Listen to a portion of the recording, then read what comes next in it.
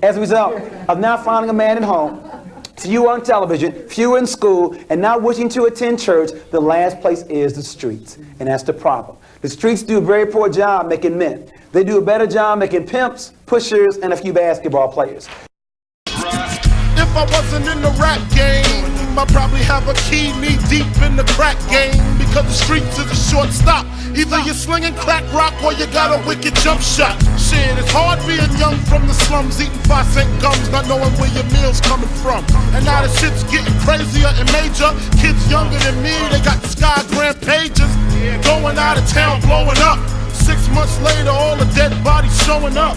It made me want to grab the 9 and the shotty, but I gotta go identify the body. Damn, what happened to the summertime cookouts? Every time I turn around, a nigga getting took out. Shit, my mama got cancer in her breast. Don't ask me why I'm motherfucking stressed. What's up, bro? What's up, man? How you doing, superstar? Yo, man, when you get out, bro? I've been out for like a week, man. Yo, they ain't built no jails that can hold me, kid. Oh, yo, I'm sorry, man. Yo, Bob, this is Boog. This is Bob, man. Yo, what's up, B? How you doing, man? Enough respect, boy. How you doing? Good. Oh, yo, me and Boog played juniors together. Kyle, just check out my shit, please. 500 sitters a day. Niggas is paying me to wash these drawers on my stomach. Yo, wait. But check this. Boom. That's without baby oil. So you know my shit is Crazy, these. man. So you been working on your game? Oh, yeah, man. Yo, I gotta do something to keep my head straight, you know what I'm saying? I'm dunking all over niggas, Calvin. Get off of me. So what you doing here? I'm waiting on you. Guess who I'm rolling with, G? Who? Birdie. Me. Yo, that kid was at the game, man. Yeah, he wants to meet you. For what? It's a surprise, man. Come on, get your shit. What? Yeah. Yo, Bob, man. I'm gonna check you tomorrow, right? Pull out, man.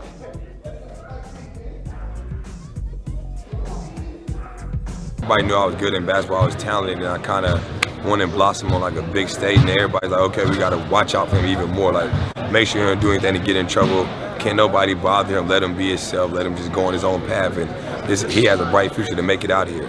So let's take that to another level and don't bother him, make sure he's going to school. If he's about to get in trouble, find a way to stop it and let everybody know in the whole city, you can't bother him, he's off limits.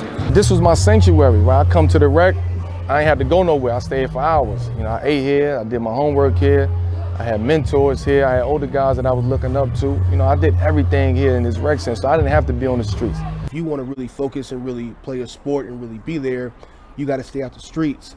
A lot of people, they get caught up with just trying to provide for themselves, trying to provide for their family, or just seeing a quick way to make a buck because it's a repetitive cycle. You don't see a lot of people that, you know, put on suits every day and go to work. You don't even see a lot of people like me. You just don't, you know, and I just think that when all you see is negativity, when all you see is people just hustling, it's your human nature just to do that. I think that's what separates me from a lot of these guys, you know, in a humble way. Just, you know, you catch me at the Go-Go, you'll catch me at La Pearl, CFE, Tucker Road. I mean, I'm there with everybody. So a lot of basketball players, I mean, they didn't grow up like that. They didn't grow up in the Go-Go. They didn't grow up in, you know, we had to grow up fast, especially after I lost my father. Like, my mom was working. She had, you know, to do stuff with my sister. So I was kind of on my own, my friends. So we was just really trying to figure it out. But, you know, when I used to go in the Go-Go's, when I used to go anywhere, you know, they knew me as Lil Quinn who played basketball. So as I got, you know, to DeMatha, Oak Hill, Duke, as my stage got brighter and bigger, you know, everybody still had that love and support. And, you know, I'm coming off national championships, going straight to the Go-Go, and, you know, like you said, people can just touch me and they feel like they know me. That's why I can bring out 350 kids to a camp. I never traveled outside of Fresno until I was really 27, really. So when I got on the beat and I went to Atlanta for the first time, I'm seeing all these brothers walking around wearing suits, and they not on trial. You know what I mean? These are dudes as lawyers, attorneys, judges. I didn't see that growing up. The dudes I saw were hustlers, you know, in gangs, you know what I mean? Or they were in prison.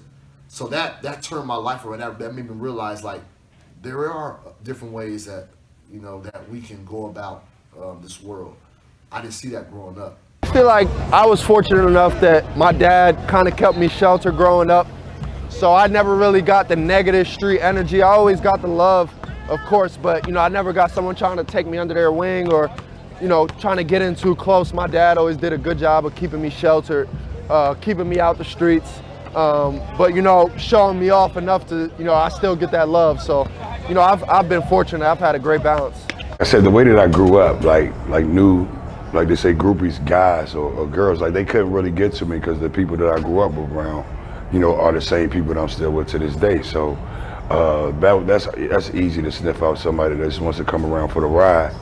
And that was something that was easy for me to sniff out. I think he always looked at teams as his family because he didn't have much of a family growing up, and so that was really important to him. Energy around me, I mean, it was a lot of hype, but the thing that kept me grounded were the people that was very close to me, because the opportunity, the window of somebody being a professional basketball player is very slim, and I just wanted to, you know, take advantage of that and be prepared, you know, because a lot of people are going to come from out of anywhere, but you definitely have to be on your P's and Q's. Young kids, when you grow up in a certain type of environments in the hood and stuff like that, that's what you see every day. So I mean, you see that, and eventually sometimes you just want to be a part of it because that's what the thing is going on right now. But on the flip side of that, nowadays you got the, you know, I mean, the guys that's in the streets want the notable stars or athletes with them.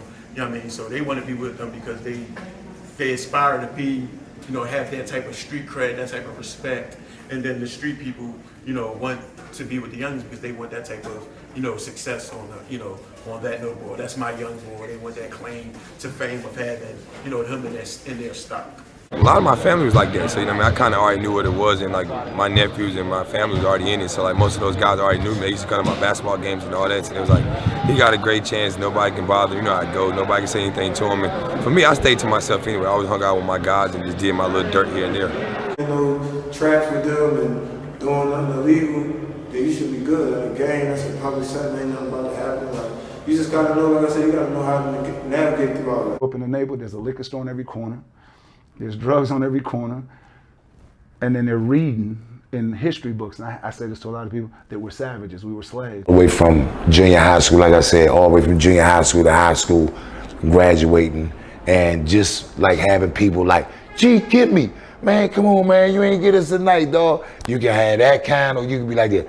Man, I ain't fucking with him, Joe. He ain't even get us, man. I'm going to see such and such. So it's levels to it, you know what I mean? So you had to learn how to cope with it. You had to learn how to deal with an everyday hater and the love. And then you had the fake love and you had the real love, you know what I'm saying? When you good in basketball, like coming from Harlem, they treat you like you're a celebrity already.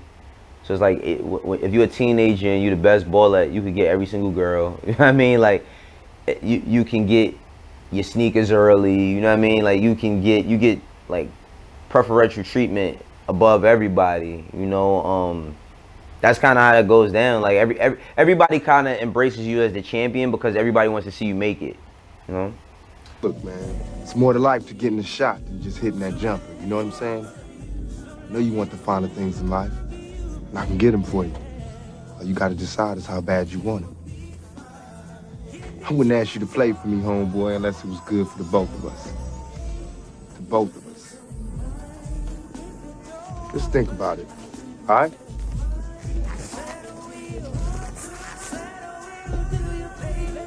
Just this one. Just a little incentive. Oh, buddy, I can't take your money, man. Come on, man, you embarrassing. You're a guest. Everything in here costs. Everything. Look at her. She wants you, man. Go ask her for a dance. Ask her for more than that. Tell her I sent you. You're all right, Bertie. Thanks.